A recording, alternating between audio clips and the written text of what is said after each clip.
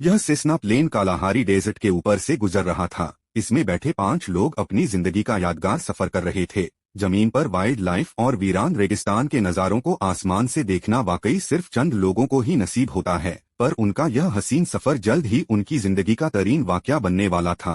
Kalahari के बीचों बीच जहां इंसान का रहना इम्पॉसिबल है, वहां अचानक इनके जहाज में एक मसला हुआ और पायलट ने प्लेन को क्रैश लैंड करवा दिया। स्टोरी टीवी के वीडियोज में एक बार फिर से आपका स्वागत है। साउथ अफ्रीका में वाक़ Kalahari desert 9 lakh square kilometre के एरिया पर फैला दुनिया का छठा बड़ा डेजर्ट माना जाता है। यह अफ्रीकन सहारा की तरह इतना खुश्क तो नहीं है और इसी वजह से यहाँ 320 अलग अलग किस्म की वाइल्ड लाइफ बसती हैं, जिनमें शिकारी जानवरों की बात की जाए तो शेर, चीता और जंगली कुत्तों समेत अफ्रीकन हाथी भी शामिल हैं, जो अपने इलाके में किसी को भी बर्दाश्त नहीं करते। इस वाइल्ड लाइफ को देखने के लिए दुनिया भर से लोग साउथ अफ्रीका में डेजर्ट सफारी के लिए जाते हैं, क्योंकि यह डेजर्ट इतना बड़ा है कि इसको साउथ अफ्रीका की 3 कंट्रीज आपस में शेयर करती हैं, जिनमें बोत्सवाना के पास कालाहारी डेजर्ट का सबसे बड़ा शेर है।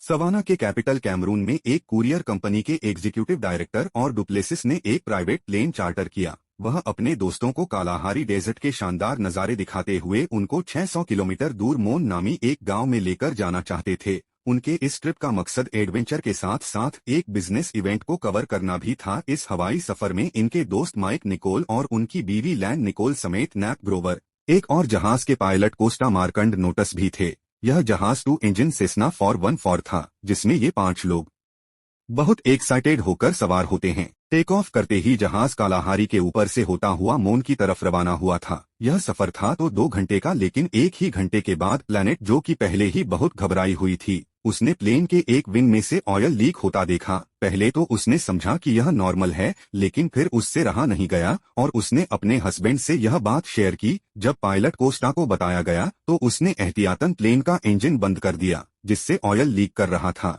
पायलट के हिसाब से इसमें कोई खतरे की बात नहीं थी, क्योंकि सेस्ना 414 में अभी भी एक इंजन बचा था, क्योंकि अफ्रीकन डेजर्ट में कड़कती गर्मी की वजह से यहाँ की हवा बहुत पतली और खुश्क होती है। इसी वजह से प्लेन को अपना एल्टीट्यूड मेंटेन करने के लिए दोनों इंजन की पावर रिक्वायर्ड थी। प्लेन अब आहिस्ता आहिस्ता नीचे आता जा रहा था। पायलट ने इमरजेंसी में कैमरून कंट्रोल टावर से कांटेक्ट किया, लेकिन बदकिस्मती थी उनकी कि कालाहारी के बीच रेडियो भी काम करना छोड़ गया था। अब जहाज को बचाने का एक ही तरीका था कि इसको खुद से किसी सीधी जगह पर लैंड करवा दिया जाए।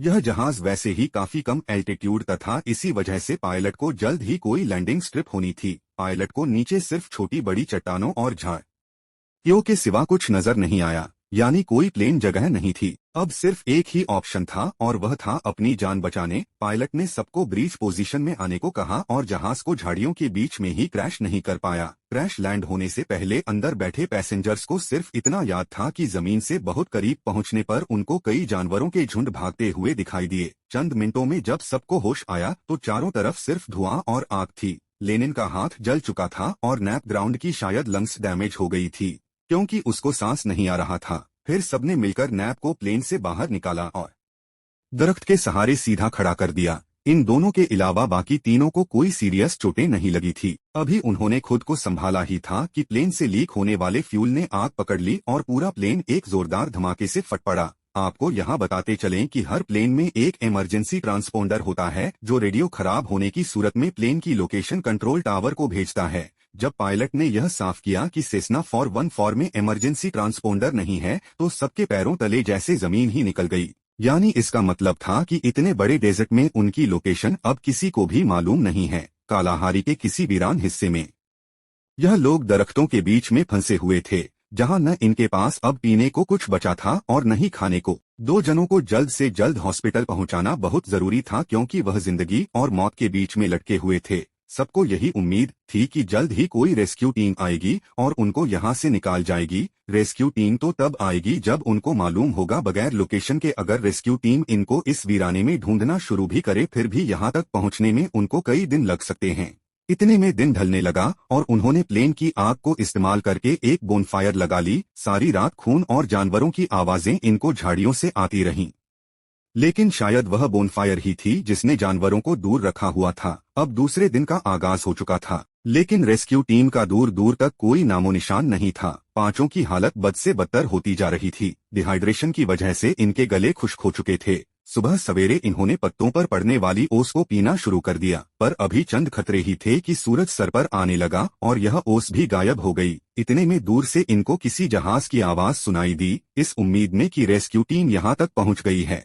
इन्होंने आसमान पर अपनी नजरें जमा दी। उन्होंने देखा कि एक पैसेंजर प्लेन ठीक इनके ऊपर से गुजर रहा था। इन्होंने धुआं छोड़ आवाजें दी, लेकिन सब बेकार था क्योंकि इतनी ऊंचाई से इनको नोटिस करना करीब नामुमकिन था। अब उनको यही अपनी मौत दिखाई दे रही थी। जहां पड़े पड़े यहाँ तो ये भूख प्यास से मर जाएंगे, और अगर बाहर निकले तो शायद यह जानवरों की भूख का शिकार हो जाए। आखिरकार एग्जीक्यूटिव डायरेक्टर कार्ल और पायलट ने इस खतरनाक डेजर्ट में मदद ढूंढने का फैसला किया। यह फैसला था तो बहुत खतरनाक, लेकिन इसके सिवा और कोई ऑप्शन भी नहीं बचा था। वह लोग मदद की तलाश में जख्मी साथियों को पीछे छोड़कर रवाना हो गए। दूसरा दिन भी खत्म होने वाला था। क्रैश साइट पर लेनार्ड और नेप की हालत अब मंजीत बिगड़ती जा रही थी। पूरा दिन आग बरसाने वाली गर्मी ने इनको मंजीत डिहाइड्रेट कर दिया था। दूसरी तरफ कॉल और पायलट को भी पूरा दिन चलते रहने के बाद भी पानी का कोई खास सुराग नहीं मिला था। दूसरे दिन की रात को अचानक बारिश हो गई, पर यह इतनी थोड़ी देर के लिए हुई थी कि क्रैश साइट वाली अपनी किसी भी चीज में पानी इकट्ठा न कर सके। प्लेन क्रैश को अब 2 दिन गुजर चुके थे।